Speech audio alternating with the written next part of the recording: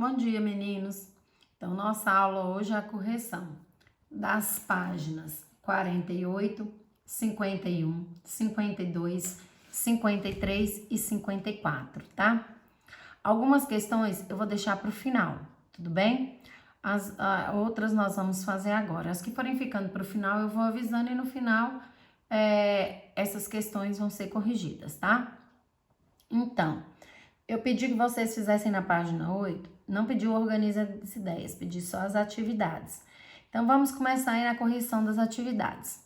Número 1, em seu caderno, liste quais fontes de energia você utiliza em sua residência, classifique-as como renováveis ou não renováveis e especifique as transformações de energia que ocorrem com o seu uso.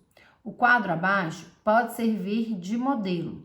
Nele, o sol é citado como fonte de energia renovável que aquece e ilumina o ambiente.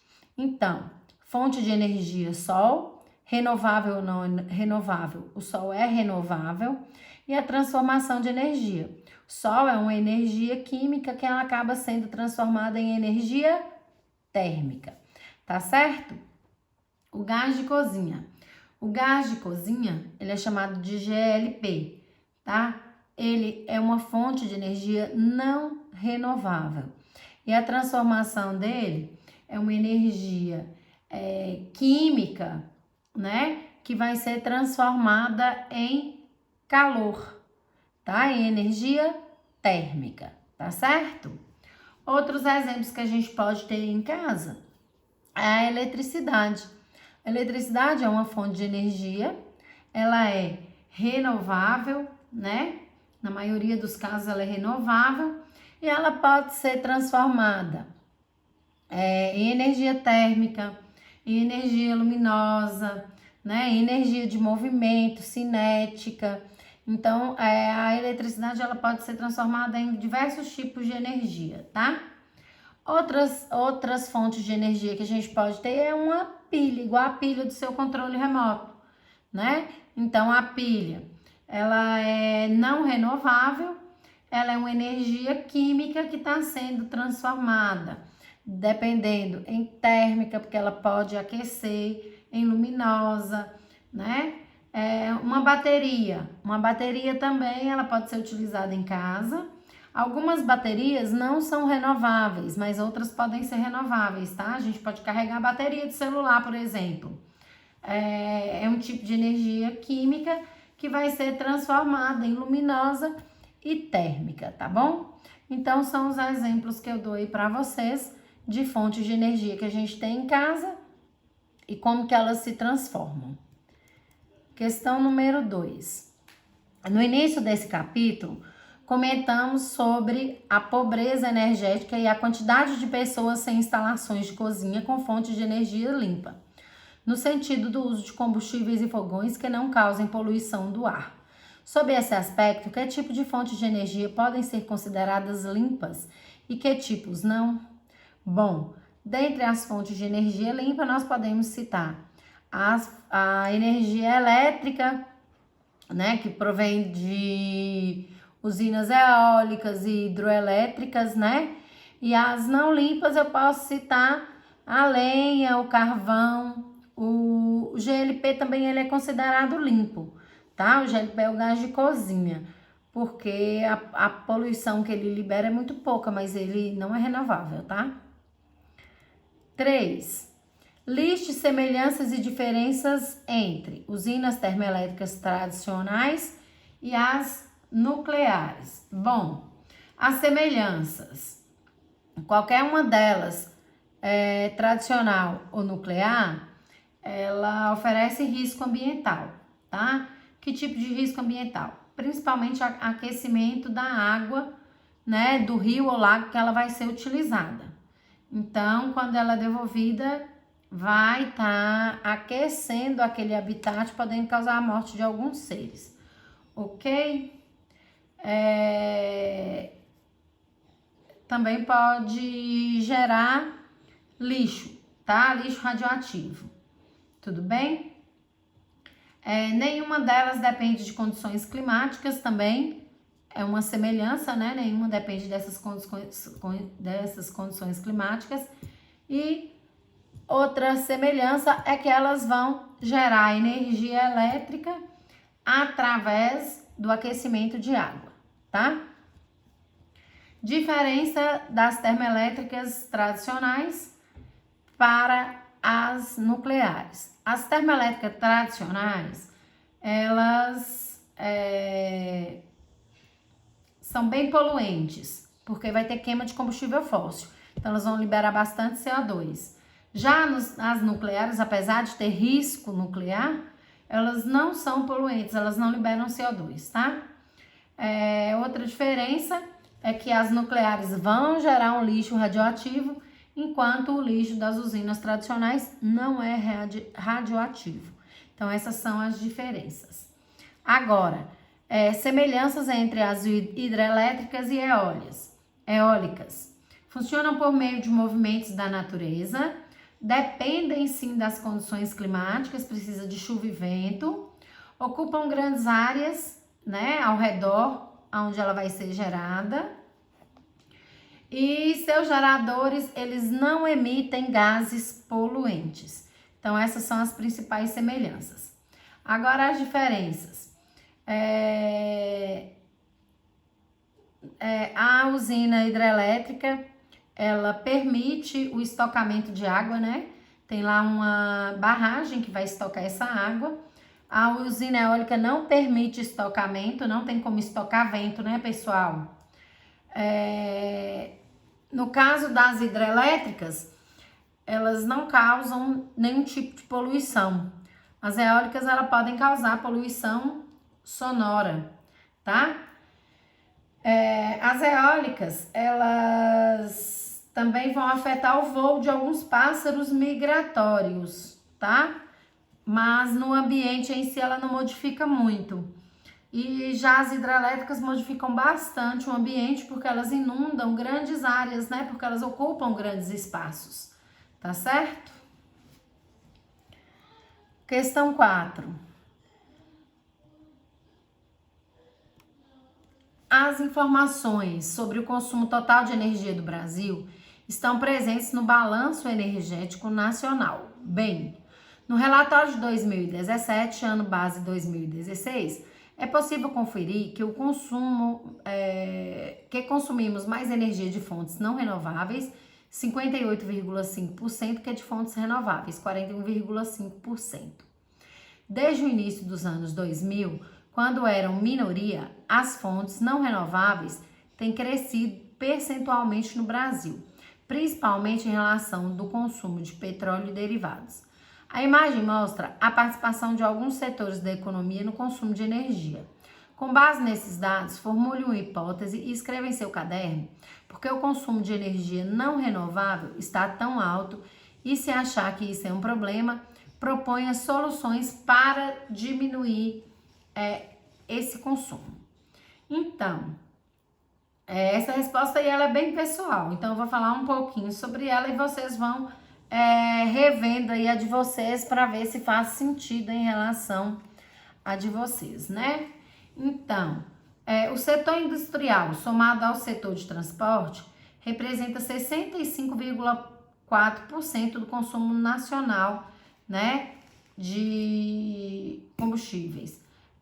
Como são setores que costumam utilizar combustível fóssil, isso eleva o percentual de consumo desse tipo de energia. Que tipo de energia? De fonte não renovável. Então, isso é considerado um problema, tá? Mesmo em qualquer tipo de visão, mesmo que essa resposta é individual, ela é bem pessoal, mas não tem como fugir disso. É um problema que existe no país, é o crescente consumo desses combustíveis não renováveis. Por quê? Porque gera alteração climática. Libera CO2, que aumenta o efeito estufa e aumenta o calor no planeta, né? Eleva a quantidade de CO2 no ambiente, faz com que o ambiente fique poluído, aumenta o número de pessoas doentes. Então, vai causar alterações tanto climáticas quanto problema de saúde, principalmente das vias respiratórias, né? Afetando as pessoas que estão poluindo, as que não estão poluindo, afetando a todos. As que já nasceram, as que ainda não nasceram, vão chegar e vão encontrar esse planeta poluído, né? Então, qual seria uma possível solução para esse problema? Seria investir em combustíveis que não que são renováveis, né? Investir através de pesquisas, incentivar cientistas a produzirem um tipo de combustível para substituir esses combustíveis fósseis. No nosso caso, no Brasil, a gente já tem um combustível assim, que é o etanol. Só que ele é pouco eficiente em relação à gasolina. Então, ele é muito pouco utilizado, né? Ele teria que ter um preço bem mais acessível para poder ser mais utilizado. Então, fazer com que esse etanol fosse mais acessível é uma solução para diminuir o consumo, né, de combustíveis como gasolina e óleo diesel, tá? Outra coisa que a gente poderia fazer é utilizar mais transporte público, né? O transporte público, ele faz com que transporte muitas pessoas ao mesmo tempo do que todo mundo sair de casa no seu carro. Então, o uso de transporte público, esse transporte teria que ser também mais eficiente e utilizar um combustível limpo ao invés de um combustível fóssil, tá? Então, essas são as sugestões. Aí, nós vamos então agora para os exercícios das páginas 51, tá? Então, vamos lá. Número 1. Em que equipamentos... Número 1. Em que equipamentos cotidianos há motores elétricos? Então, dentro da nossa casa, nós podemos citar liquidificador, secador de cabelo, processador de alimentos, as ventoinhas como existe no computador, né? O ventilador que está lá no quarto. Então, tudo que tem movimento e utiliza energia elétrica vai entrar nessa lista aí. Podemos acrescentar ferros elétricos, chuveiro elétrico, geladeira, fogão elétrico, né? Tudo que utilizar energia vai ser um exemplo, né, de equipamento com motores elétricos, tá bom? 2. Tô passando demais. Aqui. O infográfico abaixo representa o caminho da energia elétrica desde a usina hidrelétrica até as residências de um município. Então, eu tenho aqui, né? Eu tenho aqui, ó, a usina hidrelétrica, eu tenho o conjunto de gerador. Esse gerador, ele vai girar, vai produzir energia elétrica, que vai vir para uma subestação que vai elevar a tensão dessa energia. Essa energia de alta tensão, ela vai para as linhas de distribuição para chegar até a cidade. Na cidade, ela chega para uma subestação que vai diminuir essa tensão, né? E aí vai ser jogada na linha de distribuição de energia elétrica da cidade. E ainda vamos encontrar nessa linha de distribuição de energia elétrica da cidade o transformador para transformar de novo, né, essa energia na voltagem que a gente precisa. E aí a energia chega nos prédios, nas casas, em todos os locais da cidade. Tá certo? Então vamos ver o que a questão pede, depois de ter analisado aí essa imagem. Então, com base na imagem e no que você aprendeu neste capítulo, explique como se dá esse processo de geração e transmissão de energia elétrica, né? Então, como eu falei, né? Mostrando aí a imagem. No caso, a energia elétrica ela é gerada em uma usina hidrelétrica por meio do movimento da água que faz a turbina de um gerador girar. Então, sua tensão vai ser elevada para percorrer grandes distâncias pela rede de distribuição, sem muita perda, através do efeito Joule. Não se esqueça, porque a perda ocorre através do efeito Joule, por causa do calor, tá? Aí depois a energia elétrica chega na subestação, né?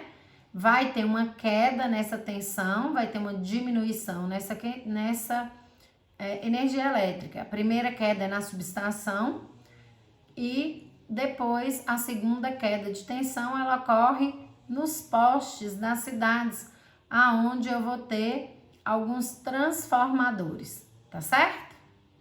Tudo bem? Então, vamos para a questão 3. Como o efeito Joule afeta os processos de transmissão de eletricidade, como esse efeito pode ser minimizado? Então, só para lembrar, o efeito Joule, ele consiste na transformação de energia elétrica em energia térmica, tá? Então, quando ocorre essa transmissão de energia, o efeito Joule vai fazer a transformação dessa energia elétrica em térmica, em calor, que vai se perder no ambiente. Então, o efeito Joule acarreta perda de energia ao longo dessa linha de transmissão. Então, para diminuir o efeito Joule, para diminuir a perda de energia, que é utilizado transformador elétrico. Primeiro, para elevar a tensão, porque quanto mais alta essa tensão, maior vai ser a velocidade e menor o efeito Joule, tá? Então, ele vai ser minimizado, aumentando a tensão para ir para a linha de transmissão, tá certo? Vou repetir. Quando a tensão elétrica ela é mais alta, o efeito Joule vai diminuir, tá? E aí ocorre uma menor perda de energia, tá certo? Pessoal, essa questão 4, ela precisa de cálculo, então eu vou estar deixando ela para o final, tá? Então, a questão 4 da página 51, ela vai ficar mais para o final, tá certo? Tanto a A quanto a B. Então, vamos para a página 52. O mais um, trem de levitação magnética. Eu deixei para vocês ontem um videozinho falando sobre esse tema, né? Eu espero que todo mundo tenha assistido, tá? É bem interessante. Aí, no final desse texto, pede pra gente debater, né? Do ponto de vista social, político, os recursos deveriam se voltar para outras áreas ou devem mesmo ser destinados à pesquisa. Debata com seus colegas. É um ponto de vista também bem pessoal, tá? É bastante pessoal. Seria interessante a gente ver essa sala de aula até organizar um júri para poder ter os prós, os contras, né? E algumas pessoas opinando no final. Então, para essa questão não tem resposta certa e não tem resposta errada, porque ela vai ser sempre a opinião de cada um, tá certo? Então, nós vamos continuar a nossa correção. Vamos aí para a página 53. Então, hora do estudo. Número 1. Complete as lacunas com uma das opções indicadas entre parênteses. Polos magnéticos diferentes se atraem enquanto polos magnéticos iguais se repelem. Gente, isso aí não é para ninguém mais não saber. Isso aí já tem que ser figurinha marcada, tá? Então, polos magnéticos diferentes vão se atrair e os polos magnéticos iguais vão se repelir, tá? Letra B. A Terra é capaz de atrair ímãs, como é o caso das bússolas. Isso porque ela pode ser considerada como um grande ímã, cujos polos estão próximos dos polos geográficos, ainda que com nomes contrários. Tá certo? Letra C. O fluxo de cargas elétricas por um fio, a corrente elétrica é capaz de provocar efeitos magnéticos, tá? D. A variação do fluxo magnético pela região onde está uma espira é capaz de provocar efeito elétrico. Tudo bem? 2. A questão 2 aí também demanda cálculo. Nós vamos estar deixando para o final, tá? Então, vamos para a 3. A 3 tem cálculo também, Carol, mas o cálculo tá aí, né? Então, vai ficar mais fácil da gente estar analisando, tá?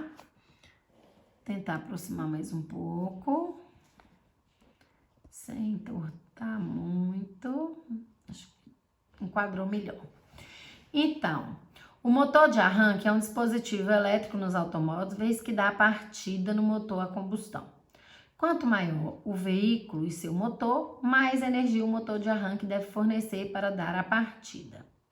Um caminhão necessita de uma alta corrente elétrica para a partida, por volta de 100 amperes. Para isso, ele conta com uma bateria de 12 volts. Qual a potência do motor de arranque para a situação em que ele fornece 11 amperes de corrente elétrica? Então, nós estamos falando de potência aí, de tensão, de corrente elétrica, né? Então, nós vamos usar essa equaçãozinha. Potência é igual tensão vezes corrente elétrica. Quer saber qual a potência? Então, eu não tenho potência, eu mantenho potência aqui, ó. Então, fala, quer saber a potência do motor de arranque numa situação em que ele fornece 100 amperes de corrente elétrica. Só que aqui, ele já falou que a bateria conta com 12 volts de tensão. Então, eu vou substituir a tensão por 12 e eu vou substituir a corrente elétrica por 100, né? Então, potência é igual tensão vezes corrente elétrica. Potência é igual 12 vezes 100.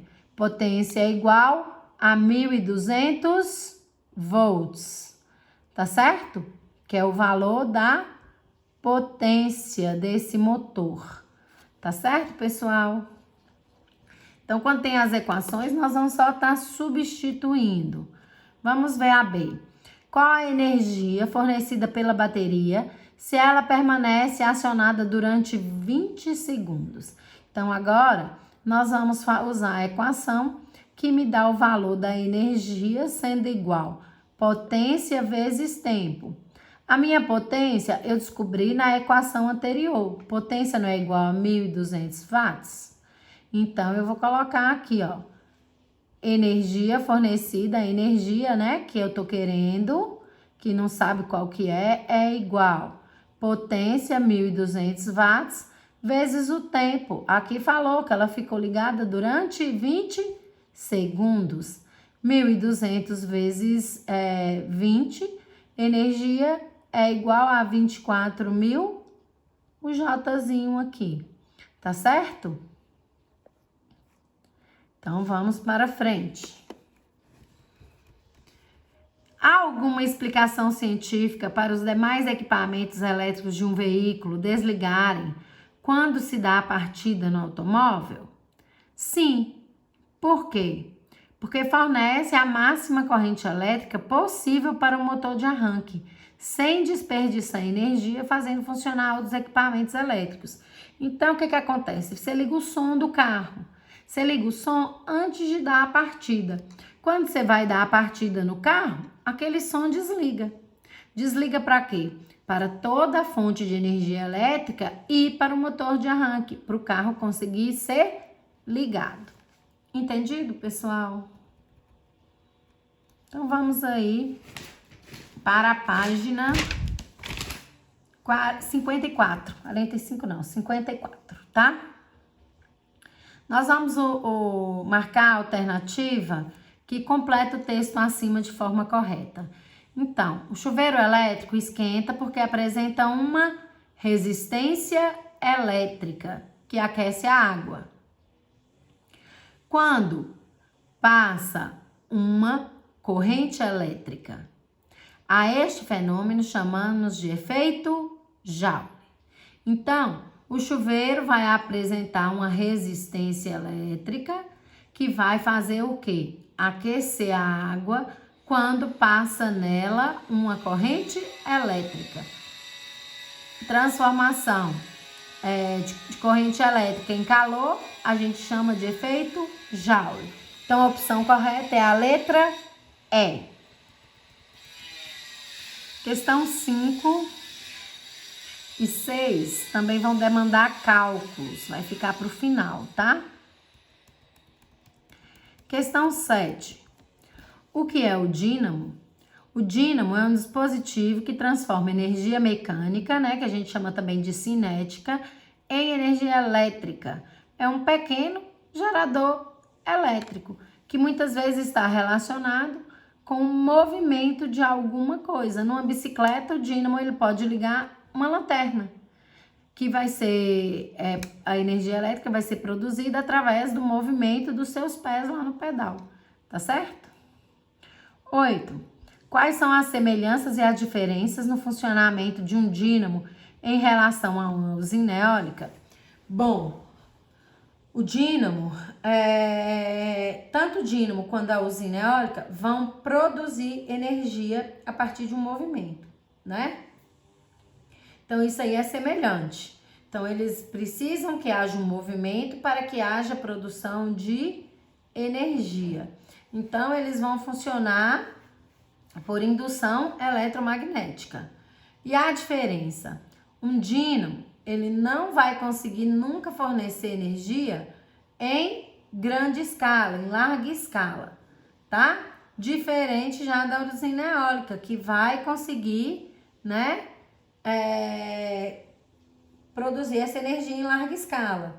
Outra diferença é que a energia eólica, ela precisa de condições climáticas, né? Ela precisa do vento, ela só vai poder produzir energia num local onde tem muito vento. O dínamo não, ele vai produzir em relação ao movimento, muitas vezes é um movimento do ser humano, como é o caso do exemplo da bicicleta que eu falei para vocês. Tá certo? Agora, quais são as semelhanças e diferenças no funcionamento de um dínamo em relação a uma usina termoelétrica, aquela que vai ter que aquecer a água para a água mexer as pás e produzir energia, tá? Então, a mesma coisa em relação à eólica, ambas produzem energia a partir do movimento, né? Ambas funcionam com o princípio da indução eletromagnética. E a diferença é que no dínamo não consegue fornecer energia também em larga escala, tá?